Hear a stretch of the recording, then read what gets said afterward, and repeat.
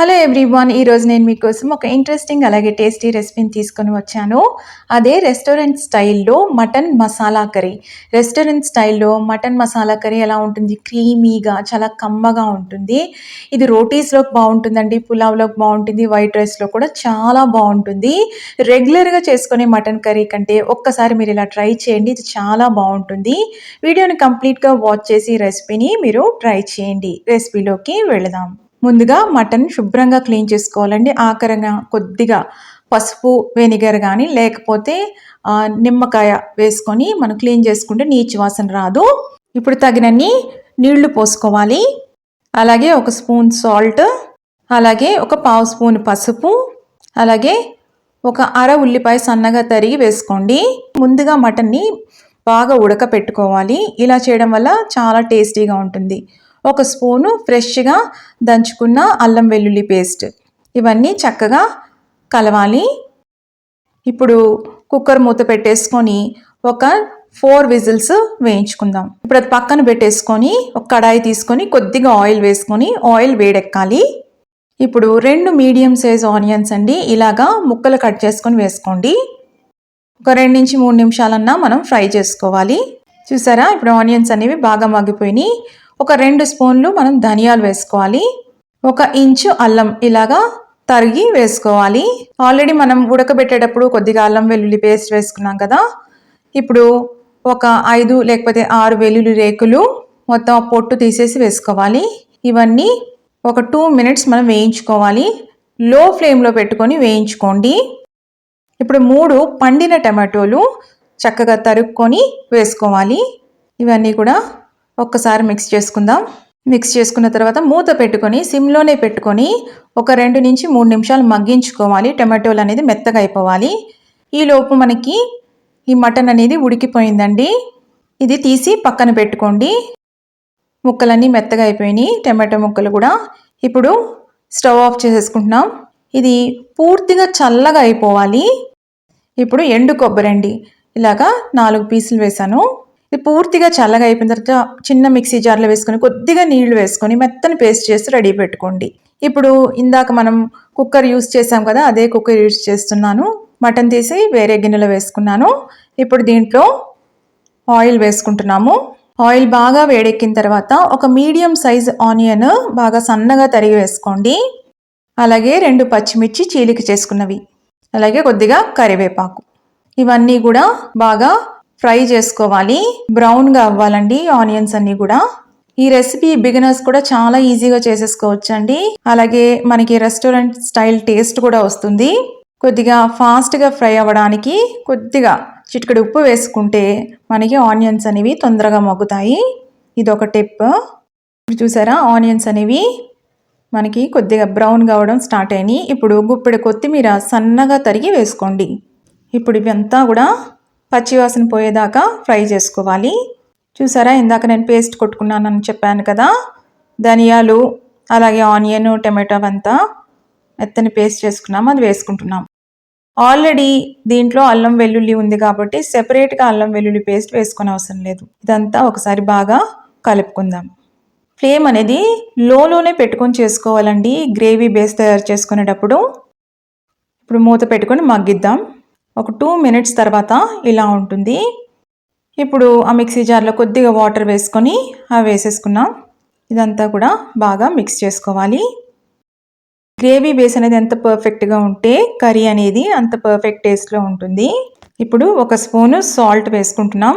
Salt అనేది ఒకటేసారి ఎక్కువ వేసేసుకోవద్దండి, మళ్ళీ కావాలంటే మనం టేస్ట్ సరి చూసుకొని వేసుకోవచ్చు. కొద్దిగా పసుపు, 1 స్పూను కారం, అలాగే కొద్దిగా గరం మసాలా పౌడరు, అది చెక్క లవంగం ఇలాచీ కలిపి పొడి కొట్టుకున్నది. 1 పావు spoon Kashmiri red chilli powder అండి, ఇది పూర్తిగా ఆప్షనల్, మంచి కలర్ వస్తుంది గ్రేవీకి, దానికోసం. అలాగే 1 స్పూను మటన్ మసాలా పౌడర్ అండి, మీరు రెడీమేడ్గా ఏదైనా సరే మీరు వాడుకోవచ్చు. ఏదంటే నేను డిస్క్రిప్షన్లో లిస్ట్ ఇస్తాను, మీరు కావాలంటే ఇంట్లో కూడా చేసుకోవచ్చు. ఇదంతా కూడా బాగా కలుపుకోవాలి. ఇప్పుడు మూత పెట్టుకొని మనం ఒక 2 నిమిషాలు లో ఫ్లేమ్లో పెట్టుకొని మగ్గించుకోవాలి. మనకి ఆయిల్ సెపరేట్ అవ్వడం అనేది చాలా ఇంపార్టెంట్, అలా అయితేనే బాగా అది కుక్ అయినట్టు. ఇక నేను ఒక బౌల్లో ఒక 3 స్పూన్స్ పెరుగు, అలాగే ఒక పావు స్పూను శనగపిండి అండి తీసుకొని బాగా బ్లెండ్ చేసుకున్నాను.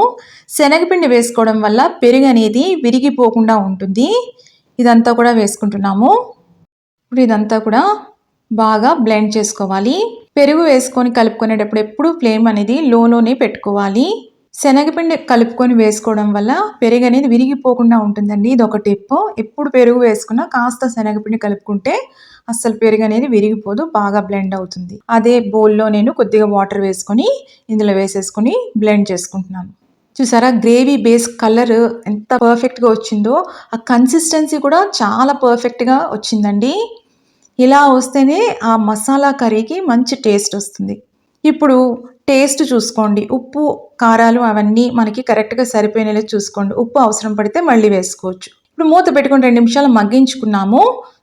ఆయిల్ సెపరేట్ అవ్వడం గమనించొచ్చు. ఇప్పుడు పర్ఫెక్ట్‌గా కుక్ అయినట్టు. ఇప్పుడు ఇందాక మనం బాయిల్ చేసుకున్నాం కదా మటను, అది వేసుకున్నాం. ఇప్పుడు చక్కగా అంతా మిక్స్ చేసుకోవాలి. ఇప్పుడు ఇంకాస్త నీళ్లు వేస్తున్నాను.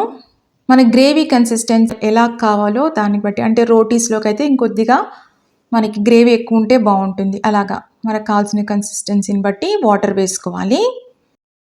కంప్లీట్గా ఒక నిమ్మకాయ మొత్తం పిండుకోవాలి, గింజలు లేకుండా చూసుకోండి. నిమ్మకాయ ఇప్పుడు వేసుకోవడం వల్ల మంచి టేస్ట్ వస్తుంది, చక్కగా పులుపు అనేది బ్లెండ్ అవుతుంది. ఇప్పుడు కుక్కర్ లిడ్ పెట్టేసుకొని ఒక 5 నుంచి 6 విజిల్స్ వేయించుకోవాలి. ఈ మసాలా గ్రేవీతో ఉడకాలండి. అప్పుడు ముందు ఉడికినా సరే మళ్ళీ ఇలా ఉడకడం వల్ల మంచి సాఫ్ట్గానే అవుతాయి. ఫ్లేవర్స్ అన్నీ కూడా మటన్ పీసెస్కి పడతాయన్నమాట. చూసారు కదా ఎంత పర్ఫెక్ట్గా వచ్చిందో. విజిల్స్ అయిన వెంటనే తీసేసేయద్దండి, కాస్త చల్లగా అయినాక తీసుకోండి. మటన్ లేతదనుకోండి తొందరగా ఉడికిపోతుంది, ముదురుదనుకోండి కాస్త విజిల్స్ పడతాయి. దాన్ని బట్టి మీరు చూసుకోండి. చూసారా పీస్ ఎంత సాఫ్ట్గా అయిందో. ఇలా ఉడికితేనేనండి అది మటన్ టేస్టీగా ఉంటుంది. ఈ మసాలా గ్రేవీలో ఉడుకుతుంది కదా, కాబట్టి చాలా ఫ్లేవర్ఫుల్గా ఉంటుంది. మనకి రెడీ అయిపోయింది. ఆల్రెడీ ముందే మనం నిమ్మకాయ పిండుకున్నాం కదా, సో ఆ ఫ్లేవర్ కూడా బ్లెండ్ అయింది. ఇప్పుడు కొద్దిగా కసూరి మేతి అండి, ఇది డ్రై రోస్ట్ చేసుకొని నేను పైన వేసుకుంటున్నాను. స్టవ్ ఆఫ్ చేసేసుకొని మనం సర్వ్ చేసుకోవడమే. ఒక్కసారి కలుపుకుందాం. ఒకవేళ కసూరి మేతి లేదనుకోండి, ఎండబెట్టిన మెంతి పొడి అది కూడా వేసుకోవచ్చు. ఆఖరిన కొద్దిగా మెంతి పొడి కానీ ఈ కసూరి మేతి వేసుకుంటే చాలా టేస్టీగా ఉంటుందండి. నేను డిష్ అవుట్ చేసి చూపిస్తున్నాను. పైన కాస్త నేను కొత్తిమీర అలాగే బటర్తో గార్నిష్ చేశాను. చాలా టేస్టీగా ఉంటుందండి. ఇది పులావ్లోకి సూపర్ కాంబినేషన్. అలాగే రుమాలి రోటీస్లోకి కానీ, జొన్న రొట్టె కానీ, రాగి ముద్దలోకి కానీ చాలా బాగుంటుందండి. తప్పకుండా మీరు రెసిపీని ట్రై చేయండి. ఎలా వచ్చిందో కూడా కమెంట్స్లో పెట్టండి. మీకు గనక ఈ రెసిపీ నచ్చినట్టయితే లైక్ చేయండి, షేర్ చేయండి. ఇలాంటి ఇంట్రెస్టింగ్ రెసిపీస్ కోసం హెల్దీ ఫ్లేవర్స్ ఛానల్ని సబ్స్క్రైబ్ చేసుకోండి. రెసిపీస్ ట్రై చేసి ఎలా వచ్చినాయో కమెంట్స్లో పెట్టండి. ఇక్కడ వేడి వేడి అన్నంతో దీన్ని సర్వ్ చేశానండి. చూస్తున్నారా కలర్ కానీ టెక్స్చర్ కానీ పర్ఫెక్ట్గా ఉంది. మనం రెస్టారెంట్ స్టైల్లో మటన్ కర్రీ ఇంట్లోనే చేసేసుకోవచ్చు. చూస్తున్నారా ఎంత సింపులో. తప్పకుండా మీరు రెసిపీని ట్రై చేయండి. పీస్ చూస్తున్నారా ఎంత సాఫ్ట్గా అయిందో. మళ్ళీ మరొక ఇంట్రెస్టింగ్ రెసిపీతో మిమ్మల్ని కలుస్తాను. అంతవరకు stay healthy, happy. Thank you.